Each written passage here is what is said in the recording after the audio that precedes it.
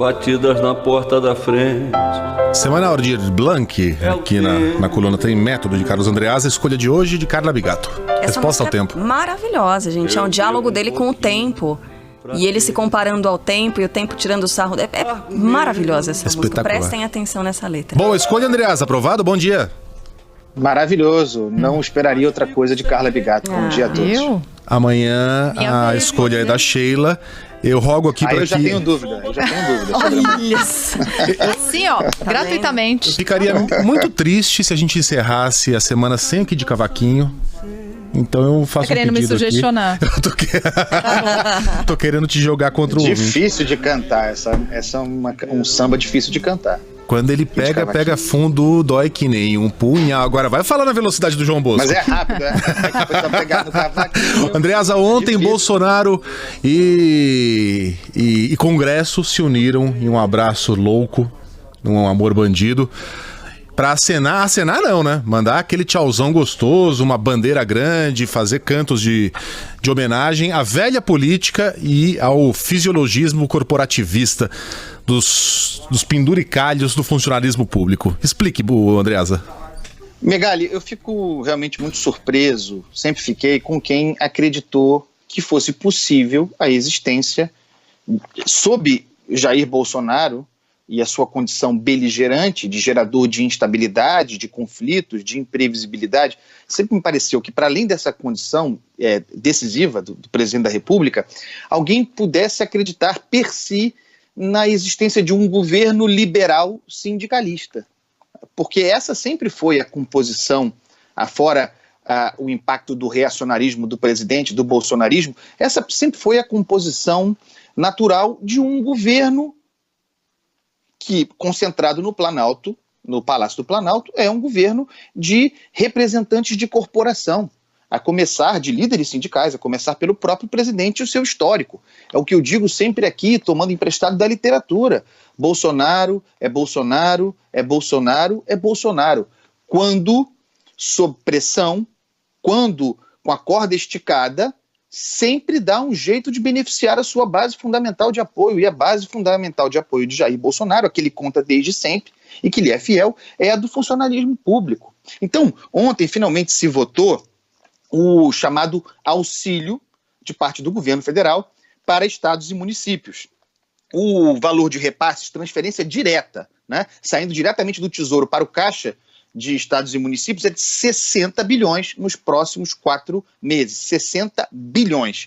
No entanto, havia da parte do Ministério da Economia, do Paulo Guedes, que tudo indica, cada vez mais, sempre foi uma entidade à parte dentro do governo, quase mesmo como se não compusesse o governo, o que a rigor não funciona, não é funcional. Se iludir com a ideia de que o Ministério da Economia possa funcionar independentemente do governo, isso não existe, mas havia uma proposta de contrapartida defendida e, portanto, encarnada pelo ministro Guedes: congelar reajustes salariais de servidores públicos até o fim de 2011. Né? A proposta, 2021, desculpem. A proposta inicial do Ministério da Economia para esse congelamento, para essa contrapartida, era um impacto fiscal de 130 bilhões de reais. A proposta aprovada resulta em impacto fiscal estimado de 43 bilhões. Então nós saímos de 130, proposta do Ministério da Economia, para 43 bilhões. Isso porque, num acordo muito bem descrito pelo Megali, a simbologia muito bem descrita, um acordo costurado pelo Palácio do Planalto. A Sheila falou que a minha descrição parecia nome de enredo de escola de samba. Não, foi a Carla que falou. Foi a Carla. Eu falei, Sheila? Ou tese de mestrado da USP. Isso, sim. O fisiologismo corporativista dos penduricalhos das benesses no contexto do Covid-19. Ué, não é isso?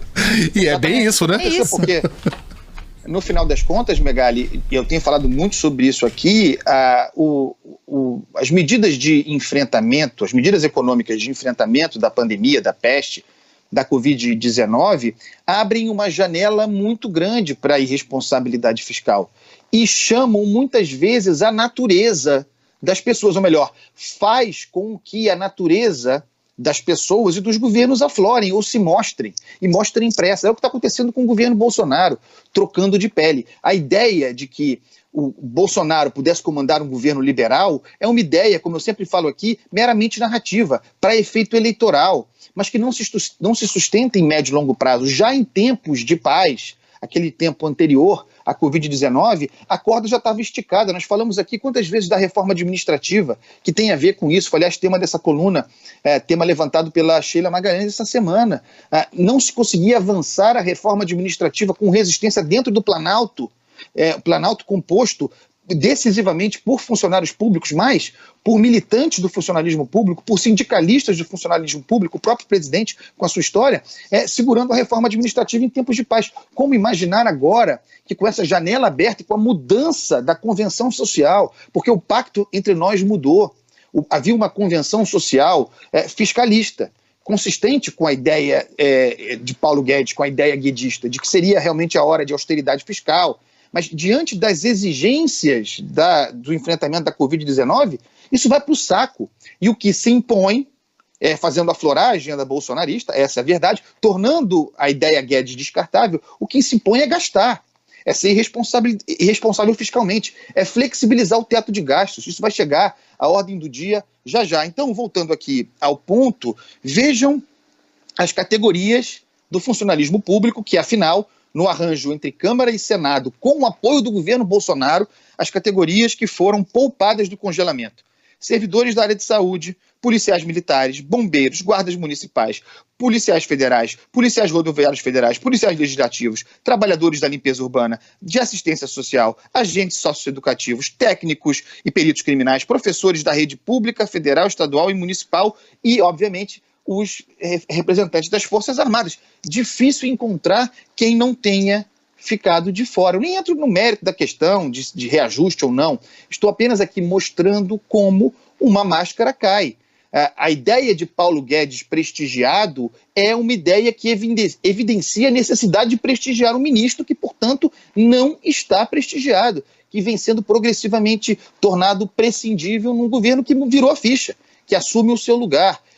Agora, o Bolsonaro tomará gosto por gastar, está tomando gosto por gastar. Brasil grande, milagre bolsonarista, intervenção na economia, dinheiro na economia, Bolsa Família bolsonarista, a ideia de que esse auxílio emergencial de R$600 possa, incorporando o grupo já anterior do Bolsa Família, possa se tornar na Bolsa Família do Jair.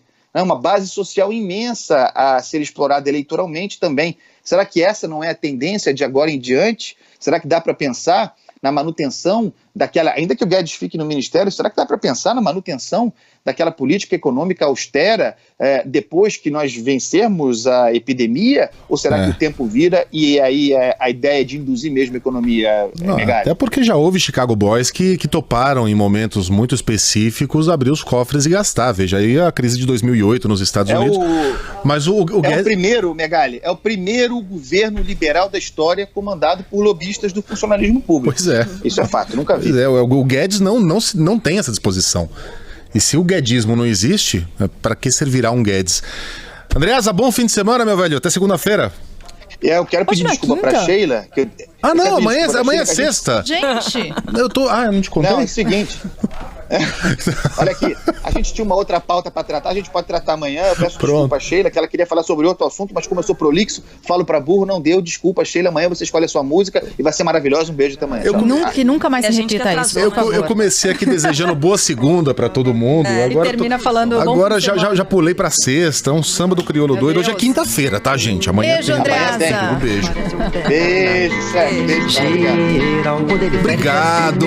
Obrigado, Carla. Quando ele invoca até parece um pega na geral.